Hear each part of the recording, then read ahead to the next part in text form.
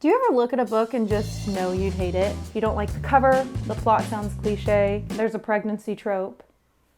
Yet somehow it's everywhere. Your friends love it, TikTok won't stop talking about it. Personally, I've always avoided these books, but recently I've started to wonder if I'm missing out. So in this video, I'm gonna be reading a bunch of books I think I'd hate because who knows, they could be 5 stars. The first book is The Cinnamon Bun Bookstore by Lori Gilmore. The reason I don't think I'd like this book is because I read the first book, The Pumpkin Spice Cafe, and I hated this book. But Cari swears up and down that The Cinnamon Bun Bookstore is better than The Pumpkin Spice Cafe. Will I read it? Yeah. So we've picked up the book. It follows Hazel, who owns a bookstore. That's pretty cute. And Noah, who is a fisherman. I couldn't care less about him. The cover's not bad, but my hopes are not high.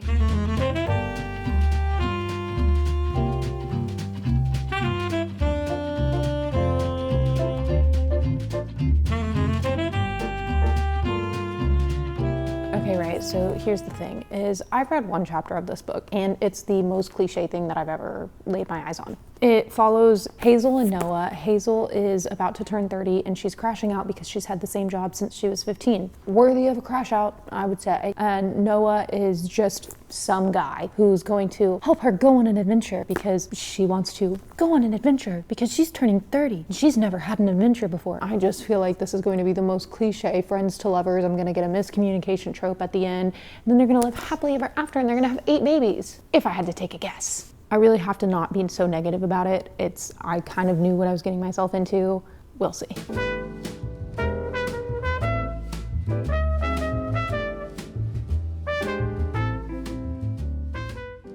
A 110 pages in. Tell me a secret nobody knows about you. I never graduated high school. Right. And you're telling me that the love interest is a man who's 3 years, 4 years younger than her and never graduated high school? Sister girl, I don't believe that for a second. I don't believe it. And you know what? To be completely honest, I don't like it. Girl, I better get some spice soon. That's all I'm saying.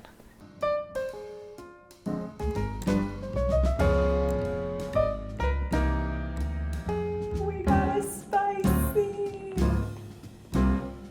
I'm 170 pages in. We got a spice scene. I was enjoying it. I did have a great time. Is this a world-renowned book?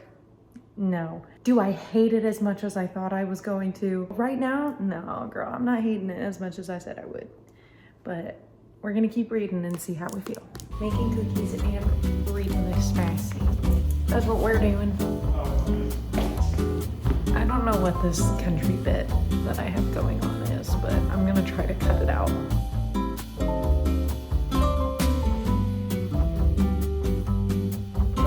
My mom is calling. Unfortunately, she's getting ignored for the time being. Sorry, Mom, if you see this, I'll call you back.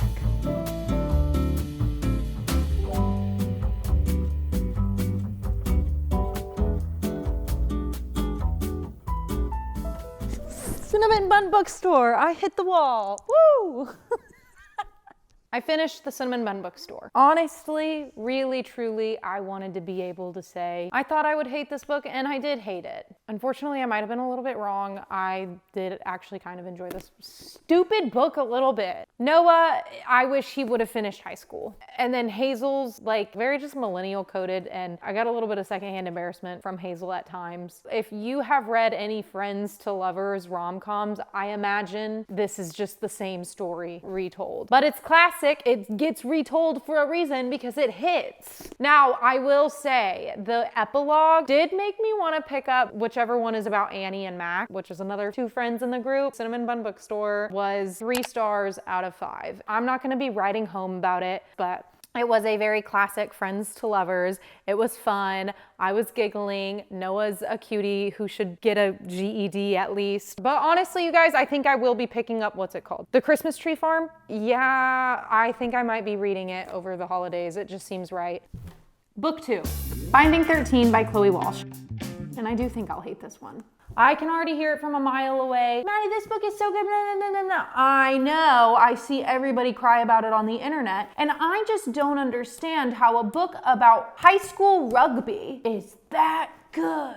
I have already read the first chapter, and this follows two different characters. Shannon Lynch, who is the female main character, and Johnny Kavanaugh, who is the male main character. Shannon moves schools to Tommen College because she's been relentlessly bullied at her last school. Shannon is in her third year. I think it's the equivalent to freshman year. Third year, yeah, equivalent to ninth grade. And Johnny Kavanaugh is the rugby golden boy. Apparently, this is supposed to be like a slow burn romance and sports and angst. I don't want to go back to being 16 or 17 or 18 or any of the teenage years. They kind of suck. I mean, I am going to try to keep an open mind with this because the girlies on TikTok and Instagram and just like everywhere in existence, I feel like everybody loves this book and they cry over it and they talk about it and they wear the little jerseys, and like if it's good, I want to be a part of it, but I just like don't think it's going to be that good. I'm going to read a little bit more tonight and we'll see where we get to and how we're feeling.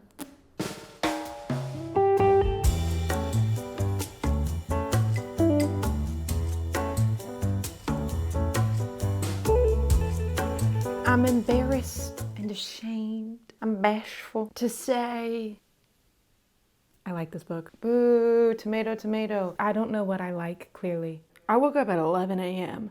because I stayed up until, you won't believe it, 4 a.m. I'm like actually so irritated that I like it.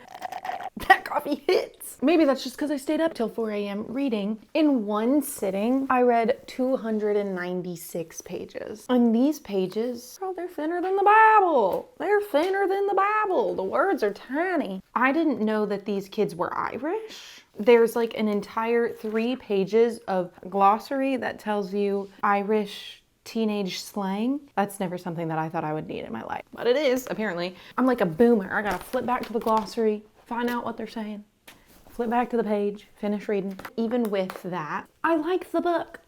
Sue me. Now onto the few things that I don't like. So I do hate that she's 15. He's 17, almost 18, and she's 15.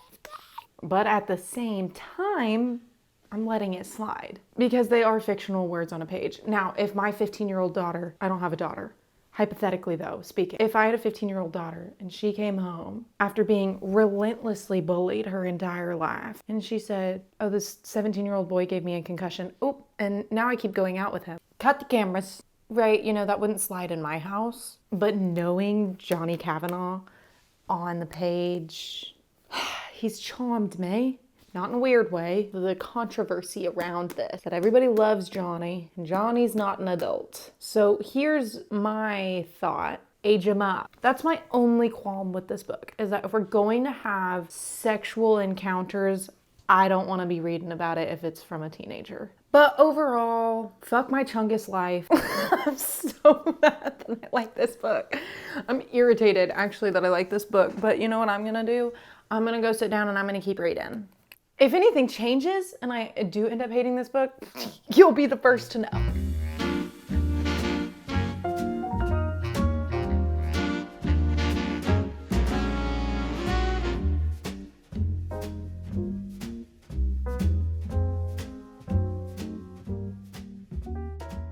So here's the thing. I've just spent the last 20 minutes crying over this book. Because I still have over 100 pages left, I do have a feeling that something is actually going to happen, but that's not what I was crying over. I was just crying over the fact that I was a 16-year-old girl once, and being a girl is just such a unique experience, and ultimately it's just making me emotional. So I'm going on a run, hoping that I can start acting normal about this, but I feel like I got whiplash because I went into this thinking I was gonna hate it, and I've been like tossed around like a freaking rag doll with the emotions that have plagued me during this journey. My gosh. I gotta go touch grass.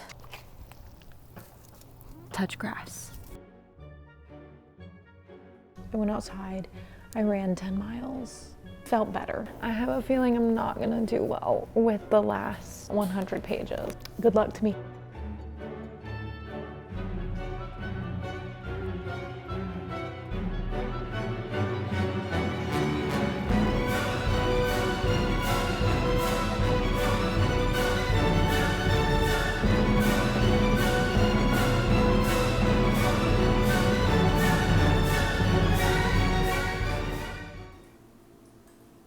thing is that I'm unwell. And 15 by Taylor Swift is playing on my TV, and that's gonna make me freak out. It is 1 o'clock in the morning, and this took me less than 48 hours to read. However, because I am so deeply unwell over the intense ending of this book, I'm gonna go to sleep. Hey besties. I've gotten my emotions a little bit more under control, so we're gonna try to talk about Binding 13. I'm gonna give you my final thoughts on this book. And I've written them down so that I can try to stay focused and hopefully not cry again. Long story short, I was wrong. I devoured this book. Ate it up, ate the plate. I inhaled this book. The emotional roller coaster that was this book. Throughout reading it, I was pissed that I was eating it up. But now I'm glad I was wrong because this is my baby. Star rating wise, 4.5.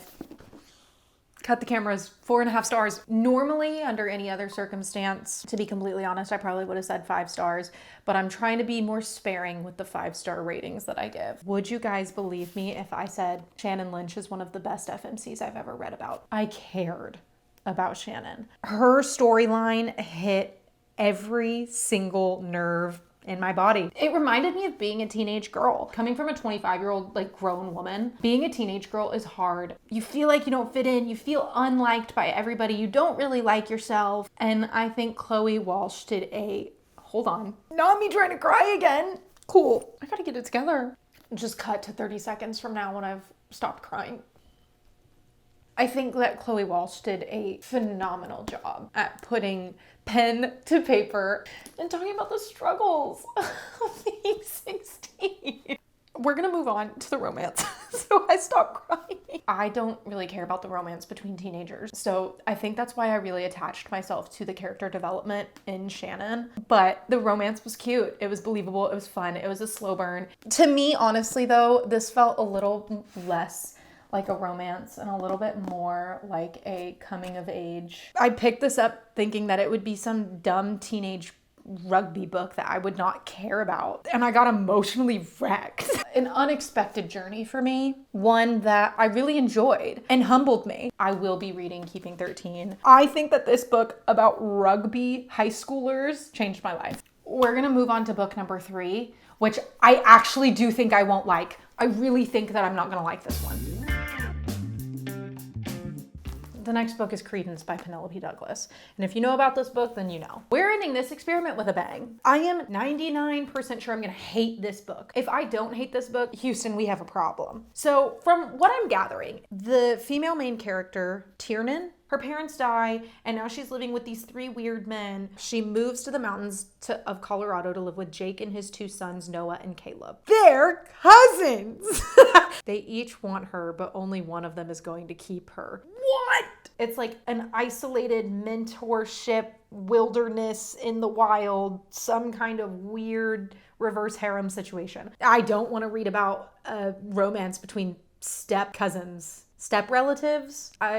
That's weird. The vibes are concerning at best. But for science, and because everyone on Dark Romance Book Talk has read this, I'm going to try to go in with an open mind. A cautious mind, but open nonetheless.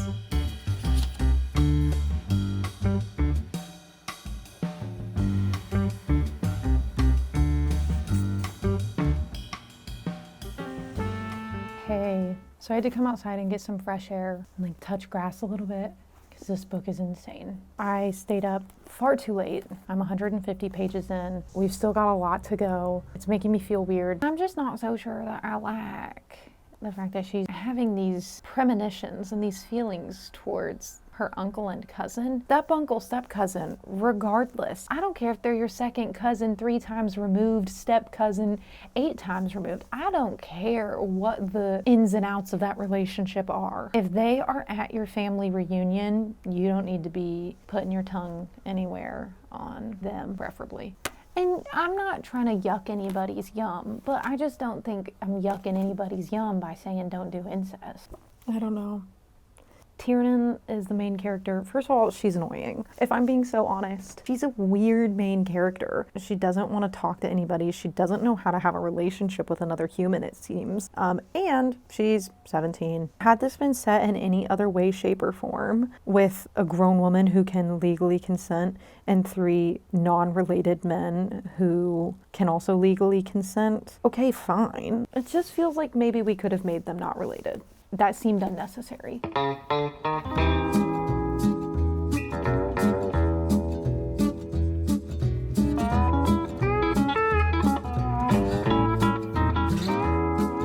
What do you mean she's about to get spicy with her 2 cousins who are brothers in the same room?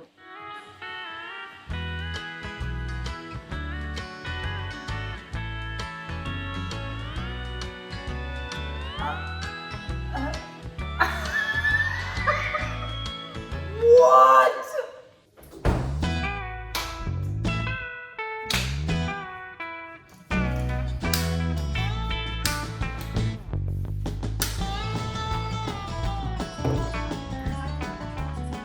I tried to film a review yesterday, right after I finished the book, and I didn't do a great job. It was mostly just me sitting in utter silence.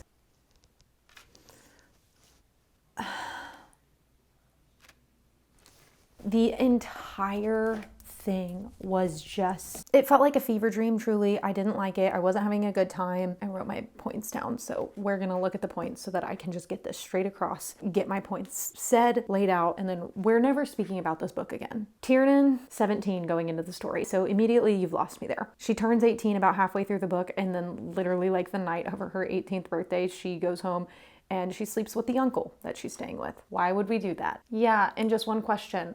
What? And then she sleeps with I think she sleeps with both of the brothers at the same time, which that's weird. You have completely lost your mind if you think that I'm gonna sit there and I'm gonna read about 2 blood-related brothers having any kind of sexual interaction in the same home, let alone the same room with the same girl at the same time. I'm calling the police. Also, one of the cousins is mute. The first time she ever comes into contact with the non-verbal cousin, he makes sexual advances on her while she is clearly saying the word no repeatedly. And he's like, I just feel like a lot of the problems in this book could have been fixed with a hefty therapy bill.